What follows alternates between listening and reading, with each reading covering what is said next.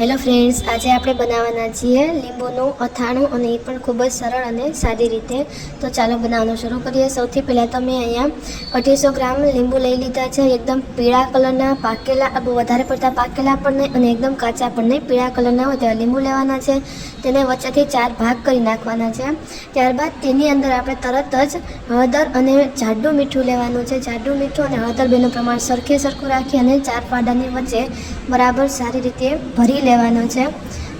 તમે જોઈ શકો છો મિત્રો, 4 ફાડાની અંદર વ્યવસ્થિત હળદર મીઠું છે એ ભરી લેવાનું છે.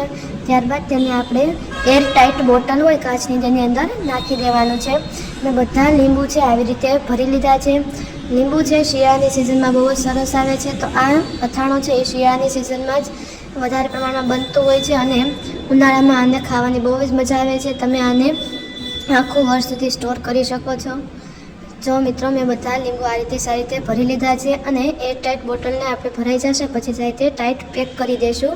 લગભગ 5 થી 7 દિવસની અંદર લીંબુ છે એ સારી રીતે આપણા ગળી જશે. તાત્કાલિક અથાણું ખાવાનું નથી, હજી લીંબુની છાલ છે એ ગળી ન હોય, એ છાલ છે સારી રીતે ગળી જાય પછી આપણે ખાવાની મજા આવશે. એર ટાઈટ પેક કરી અને આપણે તેને 5 દિવસ માટે મૂકી દઈશું. તમે જોઈ શકો છો મિત્રો, મેં 6થા દિવસે આ બરણીનું ઢાંકણું ખોલી અને જોવો છો તો લીંબુમાં સારી રીતે હળદર મીઠું ચડી ગયું છે અને લીંબુ પણ સારી રીતે ગળી ગયા છે. તો હવે આપણું આ જે લીંબુનું અથાણું છે એ ખાવા માટે તૈયાર થઈ ગયું છે. તો તમે આને દાળ ભાત સાથે કે કોઈ મહેમાન આવ્યા હોય તો ખૂબ જ ટેસ્ટી લાગે છે અને ખાવામાં પણ બહુ મજા આવે છે, સાથે હેલ્ધી પણ છે.